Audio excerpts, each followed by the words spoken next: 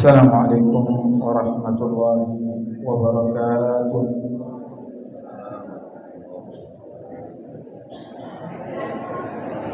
Alhamdulillah.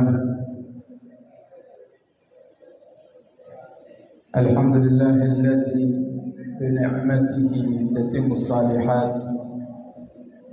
Wassalatu wassalamu ala sayyidis sadat sayyidina wa habibina wa syafi'ina wa qurrati a'yunina wa nuri qulubina maulana Muhammad khairil bariyat wa qudwatil qadat wa ala alihi wa sahbihi al-anjamiz zahirat. Subhanaka la ilma lana illa ma 'allamtana innaka antal alimul hakim. Rabbi shrah li sadri wa yassir li amri wahlul 'uqdatam min lisani yafqahu qawli bi jahin nabi wa sahbi wal ali. Dusturukum ya ahlal darak, dusturukum ya ahlal nawbah, dusturukum ya ahlal hadi wal 'aqd, amma ba'd. Qala musannif rahimahullah wa nafa'ana bihi wa bi ulumihi fid dharain amin.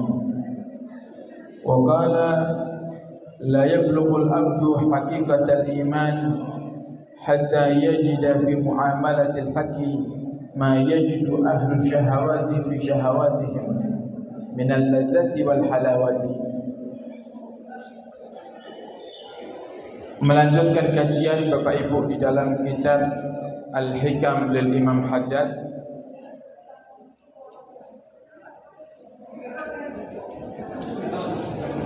Beliau mengatakan la yablughul abdu haqiqatal iman.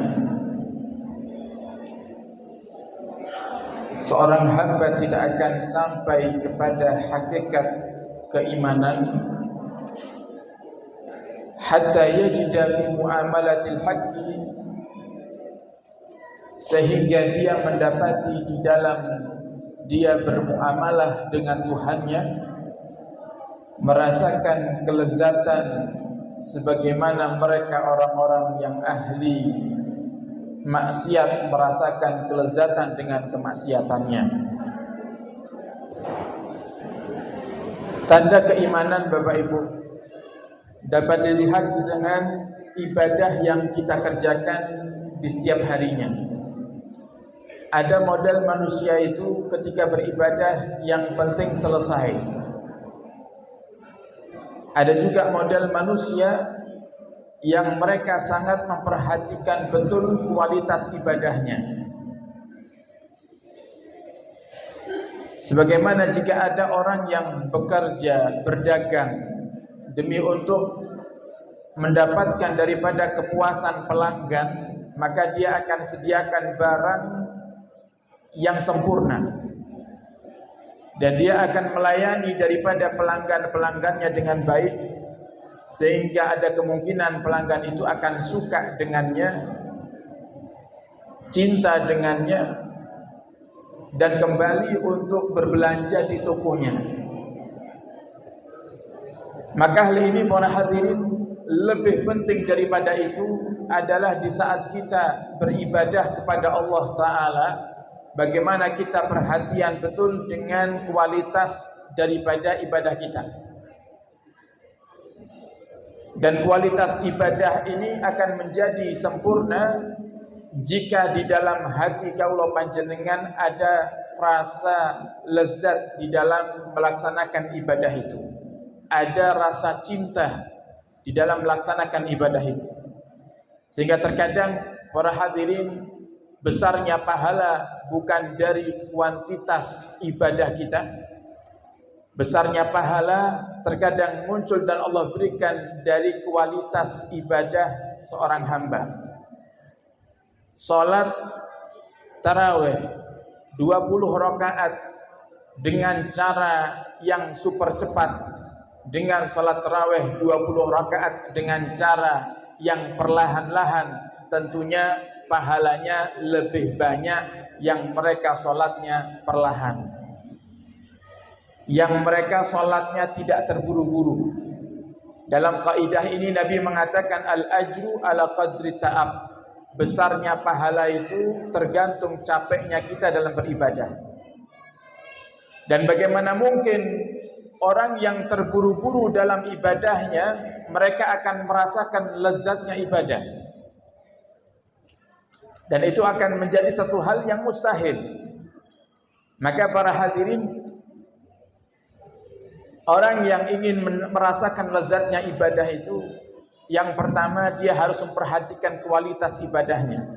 Dan orang yang cerdas, seperti halnya kaulo panjenengan, yang kalau ibadah malas, harusnya sekali ibadah itu sekalian yang bagus.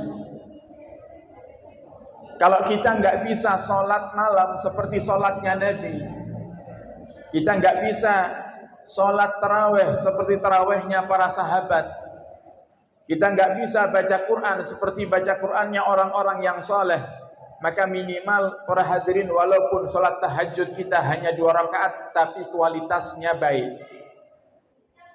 Bukan sholat yang terburu-buru. Kalau kita nggak bisa taraweh seperti tarawehnya mereka para sahabat Nabi, orang-orang soleh di masa lalu, minimal taraweh kita para hadirin kualitasnya kualitas yang baik. Kalau kita nggak bisa baca Quran, menghatamkan Al-Quran dengan memahami maknanya dan berdoa di setiap ayat-ayat yang berkaitan dengan rahmatnya Allah atau siksanya Allah Ta'ala, maka minimal bacaan Quran kita bacaan yang berkualitas baik. Maka kita akan merasakan lezatnya ibadah kepada Allah Ta'ala. Dan dalam satu hadis riwayat Sayyidina Anas bin Malik, Nabi kita Muhammad sallallahu alaihi wasallam memberikan kepada kita resep agar kita bisa merasakan lezatnya keimanan kepada Allah, agar kita bisa merasakan lezatnya ibadah kepada Allah Ta'ala. Nabi mengatakan, salasun man kunna fihi wajada bihinna halawatal iman. Ada 3 resep. Siapa yang mendapati 3 hal ini ada dalam dirinya, maka dia akan merasakan lezatnya keimanan kepada Allah Ta'ala. Yang pertama adalah an yakunallahu wa rasuluhu ahabba ilaihi mimma siwahuma.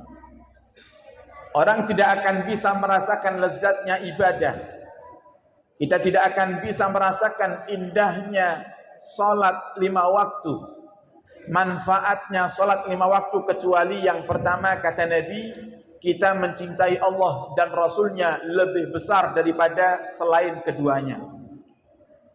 Jadi yang di hati, yang kita cintai paling besar, paling gede Bapak Ibu, nomor 1 Allah Ta'ala, nomor 2 Nabi kita Muhammad sallallahu alaihi wasallam. Dan seorang hamba tidak akan pernah bisa mencintai Allah kecuali dengan wasilah dia mencintai Nabi. Kalau ada orang dia mengaku cinta kepada Allah tapi gak cinta sama Nabi, gak mungkin. Allah sudah mengatakan di dalam Al-Quran, Qul in kuntum tuhibbunallaha fattabi'uni. Katakan wahai Muhammad kepada mereka umatmu, jika kalian mengaku cinta kepada Allah, maka ikuti aku. Ikuti Nabi Muhammad. Orang yang ingin mendapatkan gelar hamba yang mencintai Allah dengan sungguh-sungguh, dia harus bisa mencintai Nabi. Al-Imam Al-Ghazali Bapak Ibu, di dalam kitab Ihya-nya, beliau mengatakan al-mahabbah wal ittiba. Tanda-tanda orang yang cinta itu, dia akan mengikuti orang yang dicintainya. Terkadang hal ini satu hal yang sering kita dapati tapi tidak kita sadari. Ada seorang istri sebelum menikah dengan suaminya, tiap hari sukanya minum teh. Menikah dengan seorang suami yang hobinya tiap hari ngopi. Lama-kelamaan si istri, karena sebab cintanya kepada suami yang dulunya suka minum teh, karena sudah menikah dengan suaminya, si istri akhirnya suka kopi juga. Padahal dulu gak bisa minum kopi. Kenapa? Karena itu cinta. Al-cinta apa? Al-mahabbatu huwal ittiba, kata Imam Ghazali. Cinta itu mengikuti. Begitu juga kaulah panjenengan tidak akan dikatakan hamba yang mencintai Allah dan Rasulnya kecuali kita sudah mengikuti apa yang diajarkan oleh Allah dan Rasulnya. Tidak kita dikatakan cinta kepada Nabi kita Muhammad kecuali dengan kita mengikuti apa yang diajarkan Nabi Muhammad. Sebagaimana di bulan Ramadan, Bapak Ibu, sunnahnya Nabi banyak. Kalau kaulah panjenengan Bapak Ibu tidak bisa mengamalkan sunnah yang berat, sunnah ini kan macam-macam. Ada sunnah yang berat, ada sunnah yang ringan, ada sunnah yang sedang. Kalau kita mengamalkan yang sedang saja kok tidak bisa, minimal amalkan yang ringan. Sunnah yang ringan itu banyak Bapak Ibu. Ketika berbuka, Nabi mengajarkan kepada kita untuk berbuka pertama kali dengan kurma. Sunnah. Panjenengan mengawali buka panjenengan dengan kurma itu, jenengan dapat pahala. Karena itu sunnahnya Nabi Muhammad. Kalau ada orang mengatakan, tapi saya itu kurang suka sama kurma. Lagi-lagi kembali kepada kaidah Imam Ghazali itu. Al-mahabbatu huwal ittiba. Al-mahabbatu wal ittiba. Kalau kita cinta para hadirin, walaupun sesuatu itu kurang kita sukai, pasti kita akan paksa untuk menyukainya. Kalau kita ngaku ingin mencintai Rasulullah, harusnya kita akan mengikuti apa yang diajarkan sama Nabi Muhammad, walaupun itu mungkin bertentangan dengan apa yang kita sukai. Tapi kita akan dapat pahala, dan pahalanya bahkan lebih gede, lebih besar. Kalau panjenengan tadi masuk masjid, Nabi mengajarkan sunnah di saat masuk masjid itu mendahulukan kaki kanan. Apa susahnya coba? Cuman masuk masjid dengan mengawalinya dengan kaki kanan, apa susahnya? Tidak ada susahnya sama sekali. Tapi lagi-lagi hal ini akan menjadi berat bagi mereka orang-orang yang tidak ingin mengikuti Nabi Muhammad. Jadi sunnah itu banyak Bapak Ibu. Jangan bayangkan, oh sunnah tahajud, Nabi Muhammad tahajud sampai kakinya bengkak. Oh kalau kita sudah nggak akan terjadi itu sama hidup kita itu. Sulit itu. Kita orang yang malas Bapak Ibu. Kita diajak tarawih aja 20 rakaat, imamnya milih-milih. Gitu kan? Lah imamnya sing cepat, oh imamnya pindah masjid manapun diikuti itu imam. Kemudian kita berlagak kepingin tahajud kayak Nabi Muhammad sampai kakinya bengkak. Kapan? Kapan itu terjadi? Nah, minimal kita bisa ngikuti Nabi. Dari sunnah-sunnahnya Nabi yang ringan. Makan pakai tangan kanan. Kemudian setelah makan Nabi Muhammad itu, Bapak Ibu kalau makannya seperti kurma, Nabi Muhammad kalau makan pakai 3 jari. Jari ibu jari, jempol, jari telunjuk, jari tengah. Setelah makan Nabi menjilat jarinya. Ringan. Bisa kita lakukan tiap saat. Ya dengan syarat tadi, memang benar-benar kita ingin berusaha menumbuhkan cinta dalam hati kepada Nabi Muhammad. Nah, termasuk di antara sunnahnya Nabi yang banyak, dan ini ada satu sunnah Bapak Ibu sekalian akan kita singgung sedikit supaya kita faham dan kita bisa mengamalkannya. Ada sunnah yang jarang bisa diamalkan. Nah, sunnah ini seperti yang saya katakan tadi, ada yang kelasnya berat, ada yang kelasnya sedang, ada yang kelasnya ringan. Beberapa hari terakhir ini kita banyak mendengarkan informasi yang di-share melewati media-media sosial bahwasanya hari ini adalah gerhana bulan. Nah, nanti ini akan terjadi gerhana bulan. Di dalam sunnahnya Nabi ada yang namanya salatul kusufain, salat gerhana. Kusuf untuk gerhana matahari, khusuf untuk gerhana bulan. Di dalam satu hadis dan yang sudah kita hadirkan di dalam rangkuman salat sunnah dalam buku kami, Nabi kita Muhammad sallallahu alaihi wasallam, beliau mengatakan di dalam hadisnya, inna samsa wal qamara ayatani min ayatillah. Sungguhnya matahari dan bulan itu adalah salah satu daripada tanda-tanda kebesaran Allah Ta'ala. La yankasifani limauti ahadin wala lihayatihi. Tidaklah terjadi gerhana matahari atau bulan karena sebab kematian seseorang atau hidupnya seseorang. Jadi gerhana bulan, gerhana matahari itu tidak bisa dikaitkan dengan suatu hal yang terjadi di dunia. Karena memang itu takdirnya Allah Ta'ala. Misalnya, kok di hari ini ada orang meninggal. Kemudian kita katakan, oh sampai bulan loh sedih ngelihat orang ini meninggal, sampai bulannya buatan bercahaya. Ini nggak bisa kita katakan seperti itu. Karena memang itu takdirnya Allah Ta'ala. Fa idza ra'aitum dzalika, dan jika kalian mendapati gerhana baik matahari ataupun bulan, fasallu, maka lakukanlah salat sunnah. Wad'u, dan berdoalah hatta yang kasyifa ma bikum, sampai gerhana itu hilang. Sampai gerhana itu hilang. Tata cara salat sunnah gerhana, Bapak Ibu, dan insya Allah tadi kita dikabari oleh beliau Pak Haji Bandi, insya Allah nanti sebelum tarawih kita akan melaksanakan sholat gerhana berjamaah di sini. Nah, sehingga yang mungkin ada waktu luang, monggo saran-saran tarawih di Masjid Al Munawwar setelah sholat isya, nanti akan ada sholat gerhana bulan insya Allah. Atau jika memang panjenengan tidak bisa sholat di sini, minimal panjenengan tahu caranya.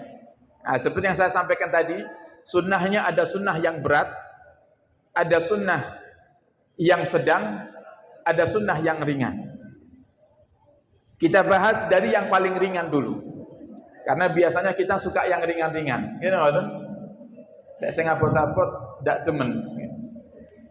Salat sunnah gerhana yang paling ringan adalah salat 2 rakaat seperti kita salat sunnah pada umumnya, dengan niat usolli sunnatal khusufi. Usolli sunnatal khusufi. Kalau gerhana bulan khusuf pakai kha. Usolli sunnatal khusufi rak'ataini. Kalau jenengan makmuman lillahi ta'ala. Takbiratul ihram, Allahu akbar, baca doa iftitah, baca Fatihah, surat pendek, kemudian ruku, dan lanjutkan seperti biasanya panjenengan salat 2 rakaat. Seperti panjenengan salat sunnah qabliyah ba'diyah. Itu yang paling ringan. Yang sedang, tata cara salat gerhana yang sedang. Nah, ini juga perlu diamalkan para hadirin agar kita faham. Ternyata ada salat itu modelnya macam-macam. Bapak Ibu, ada salat yang enggak pakai ruku, enggak pakai sujud. Ada salat yang enggak pakai ruku, enggak pakai sujud. Namanya salat apa itu? Salat jenazah. Jadi sepinter apapun mereka para hadirin, kalau mereka bilang, oh salat, kenapa kamu kok salat jenazahnya pakai ruku? Enggak ada salat jenazah pakai ruku.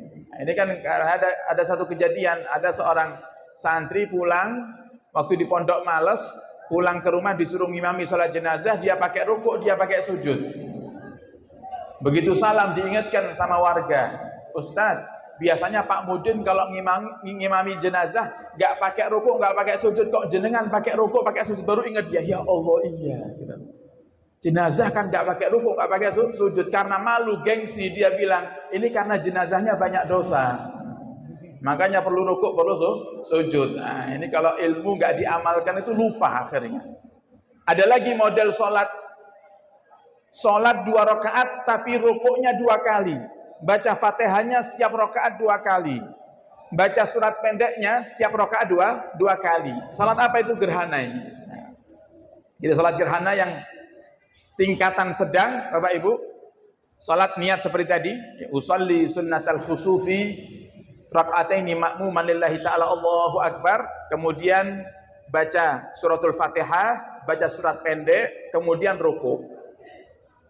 Setelah ruku, sami Allahu liman hamidah, baca Fatihah lagi, baca surat pendek lagi, kemudian ruku lagi.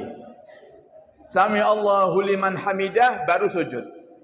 Setiap rakaatnya seperti itu. Jadi satu rakaat ada 2 rukuk, ada 2 Fatihah, ada 2 kali baca surat pendek. Ini kualitas sedang. Kualitas yang berat, sunnah gerhana yang kualitasnya berat juga kita hadirkan di dalam kitab kami para hadirin. Yang ketiga, kualitas yang berat caranya sama seperti yang kedua. Rukuknya 2 kali, Fatihahnya 2 kali, baca suratnya 2 kali. Cuman bedanya Bapak Ibu, rakaat pertama setelah membaca suratul Fatihah waladhdallin amin, surat yang dibaca Al-Baqarah sampai habis. Makanya saya katakan kualitas berat nih, nggih. Esok-esok sampai subuh, nggih. Ini Al-Baqarah sampai habis. Kemudian rukuk pertama di rakaat pertama, sami Allahu liman hamidah, baca Fatihah lagi waladhdallin amin. Surat yang kedua di rakaat yang pertama, surat Ali Imran. Jadi surat-surat yang panjang-panjang. Setelah itu rukuk lagi, bangun di rakaat sujud, bangun di rakaat yang kedua para hadirin, setelah surat Fatihah membaca surat An-Nisa. Jadi yang panjang-panjang pokoknya suratnya. Rukuk, sami Allahu liman hamidah, baca Fatihah waladhdallin amin, baca surat lagi, dan surat yang terakhir adalah surat Al-Maidah. Dan kemudian setelah selesai sholat, sunnah bagi imam untuk berkhutbah dengan 2 khutbah singkat seperti khutbah sholat Jumat, tapi dipersingkat, yang isinya adalah mengajak banyak manusia ini untuk bertobat kepada Allah Ta'ala. Nah, ini tata cara menjalankan sunnah sholat gerhana. Kalau nanti panjenengan tidak bisa sholat di Masjid Al-Munawwar, panjenengan boleh untuk melaksanakannya dimanapun. Dan sunnahnya para hadirin boleh dilakukan sendirian. Jadi di rumah misalnya nggak sempat, nah, kalau di rumah sendirian jenengan salat gerhana sendirian nggih mboten usah damel khutbah. Sinten sing mirengaken nek jenengan khutbah piyambakan teng griya nggih. Dan yang khutbah pun laki-laki nggih. Jadi kalau salat di rumah sendirian ya salat sunnah 2 rakaat seperti biasanya, atau ambil yang kualitas sedang tadi.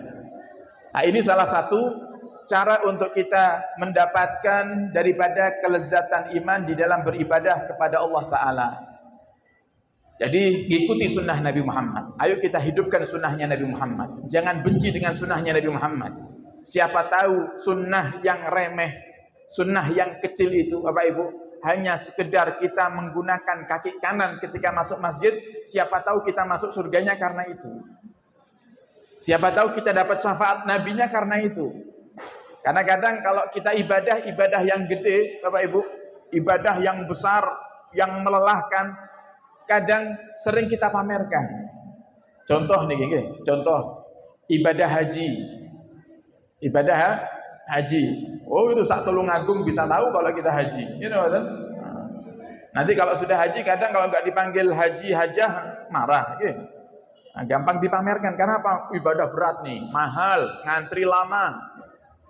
Tapi coba kalau menggunakan mengamalkan ibadah sunnah yang ringan Bapak Ibu, seperti halnya panjenengan masuk masjid pakai kaki kanan, kira-kira apa iya jenengan pamerkan nanti?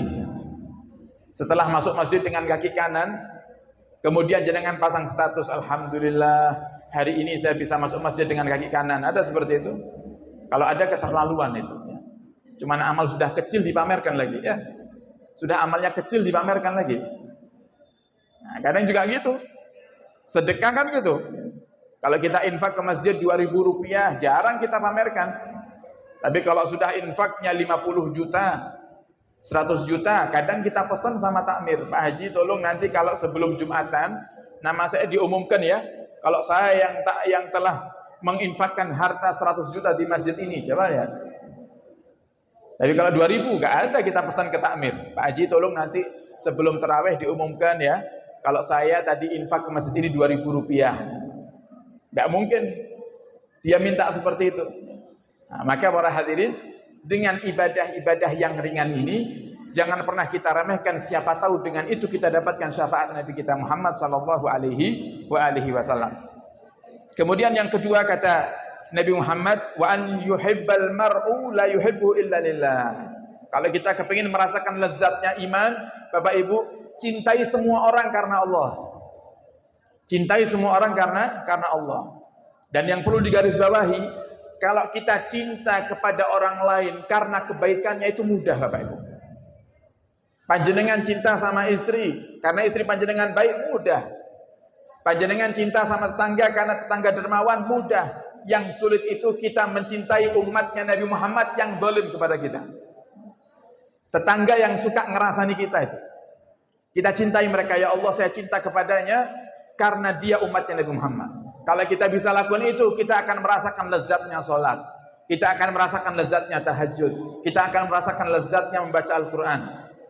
Dan jangan-jangan inilah penyebab kenapa sampai detik ini kita belum bisa merasakan lezatnya ibadah kepada Allah. Karena hati kita hanya bisa mencintai orang-orang yang baik saja, tapi kita belum bisa mencintai orang-orang yang tidak baik, sehingga kita mengajak mereka untuk menjadi baik. Nah, maka mari para hadirin, di bulan Ramadan ini waktu yang tepat untuk kita bermujahadah, memulai daripada apa yang diajarkan oleh Nabi Muhammad, agar kita bisa menjadi hamba-hamba Allah yang memiliki kualitas iman yang baik. Dan kita berharap kepada Allah Ta'ala, semoga Allah berikan hidayah kepada kita semuanya, sehingga kita semuanya bisa merasakan lezatnya iman kepada Allah, lezatnya di setiap ibadah kepada Allah Ta'ala. Dan semoga di bulan Ramadan tahun ini Allah berikan kepada kita semuanya indahnya malam Lailatul Qadar. Dan Allah ampuni semua dosa kita, dan kita dicatat sebagai hamba-hambanya yang terbebas daripada siksa kubur dan siksa neraka. Amin ya rabbal alamin. Wallahu a'lam bishawab. Monggo sareng sambil menunggu waktu azan kurang 1 menit kira-kira, kita baca zikir yang disunnahkan untuk dibaca di bulan Ramadan. Asyhadu an la ilaha illallah astaghfirullah nas'alukal jannata wa na'udzu bika minan nar. Asyhadu an la ilaha illallah astaghfirullah nas'alukal jannata wa na'udzu bika minan nar. Asyhadu an la ilaha illallah astaghfirullah nas'alukal jannata wa na'udzu bika minan nar. Allahumma innaka 'afuwwun karim tuhibbul afwa fa'fu anna. Allahumma innaka 'afuwwun karim tuhibbul afwa fa'fu anna. Allahumma innaka 'afuwwun karim tuhibbul afwa fa'fu anna ya karim. Surah Al-Fatihah.